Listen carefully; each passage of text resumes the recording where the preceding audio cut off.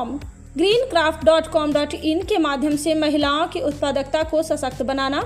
वाराणसी में चरणजीत सिंह अतिरिक्त सचिव मॉड ने 13 सितंबर 2024 को वाराणसी के रुद्रास कन्वेंशन हॉल में आयोजित राष्ट्रीय आजीविका सम्मेलन के दौरान ग्रामीण समुदाय के महिलाओं द्वारा पूरी तरह से स्वामित्व वाले ऑनलाइन बिक्री प्लेटफॉर्म greencraft.com.in के लॉन्च की घोषणा की।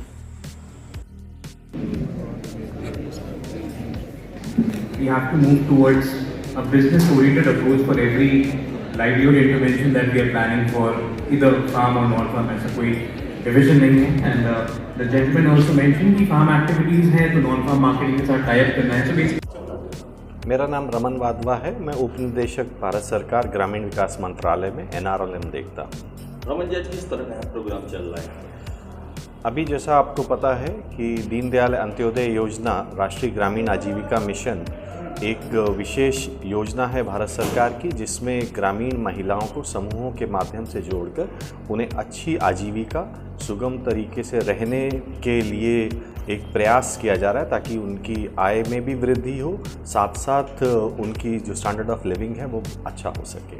इसमें कौन कौन से व्यवसाय किस तरह से उन लोगों को बताया जा रहा है? इसके प्रचार प्रसार के लिए क्या व्यवस्था की है? व्यवसाय तो एक शुरुआत है। इसमें सबसे पहले समूहों में दीदियों को यानी SHG महिलाओं को जोड़ा जाता है और उपरांत उसके उन्हें विभिन्न प्रकार का वित्तीय समावेशन उपलब्ध कराते हुए अलग अलग आजीविका गतिविधियां, चाहे वो कृषि क्षेत्र में हो चाहे गैर कृषि क्षेत्र में हो, उसमें सहयोग प्रदान किया जाता है। और सहयोग केवल वित्तीय ना हो के प्रशिक्षण ज़्यादा महत्वपूर्ण है, ताकि उनका एक पूरा का पूरा विकास हो सके। और उसी पहल में आपने अभी कुछ 1-1.5 वर्ष से प्रधानमंत्री जी ने उसमें बोला है कि हमारे को 3 करोड़ लाखपति दीदी बनाई जानी है, तो उसी को हम कैसे बढ़ा सकते हैं। तो आजीविका समागम एक पहल है जिसमें ये शुरुआत की जा रही है कि हम आजीविका गतिविधियों पर चर्चा करें और किस तरह से जो काम हम पहले कर रहे थे उसे और आगे कैसे बढ़ाया जाए। शुरुआती दौर में जब कार्य प्रारंभ हुआ था तो आजीविका में थोड़ा थोड़ा वित्तीय समावेशन या छोटी गतिविधियां की जाती थी। बात कह रहे हैं ये ग्रामीण महिलाओं के लिए है या शहरी महिलाओं के लिए भी लागू है? ग्रामीण आजीविका मिशन इसका नाम है। तो यह कार्यक्रम केवल ग्रामीण महिलाओं के लिए ही है और ग्रामीण क्षेत्र में जितने भी राज्य और हमारे केंद्र शासित प्रदेश हैं उसमें ये लागू है, सिर्फ दिल्ली और चंडीगढ़ को छोड़ के, जो पूर्णतः शहरी क्षेत्र में गिने जाते हैं। बैम्बू प्लांटेशन के बारे में? बैम्बू प्लांटेशन एक हमारी विशेष शुरुआत है। ये हम इसे सब सेक्टर के रूप में लेते हैं। हमने एक कोशिश की है कि जो हमारे SHG सदस्य हैं उनको हम अलग अलग प्रकार की गतिविधियां दें, जिसमें 12 सब सेक्टर्स हमने चुने हैं और बैम्बू उसमें एक महत्वपूर्ण विषय रखता है। इसमें हम लोगों को प्रशिक्षण देते हैं किस प्रकार से उन्हें बैम्बू करना है।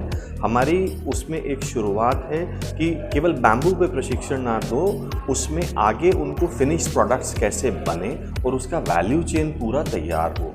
और उसी क्रम में अब हम लोग विभिन्न संस्थाओं से भी MOU या इस तरह का हम लोग कर रहे हैं। और शुरुआती दौर में जब इसके बारे में चर्चा हुई थी तो कुछ एक एक्सपर्ट पैनल भी भारत सरकार ने चर्चा की और उसके बाद ये तय हुआ कि बैम्बू केवल ऐसा नहीं है कि बांस का प्रोडक्ट बना दो या फिर सिंपल उसमें बांस का अचार बना दो, नहीं। जिस तरह से एक लेवल पे हम बेंगलोर का जो एयरपोर्ट है एक उदाहरण है पूरे भारत में, तो शुरुआत ये सोचा जा रहा है कि हम इसे एक पूर्ण रूप से जो मूल्य श्रृंखला है वैल्यू चेन, उसमें हम इसको किस तरह से लेके जा सकते हैं। कितने दिन की ट्रेनिंग चलेगी ये?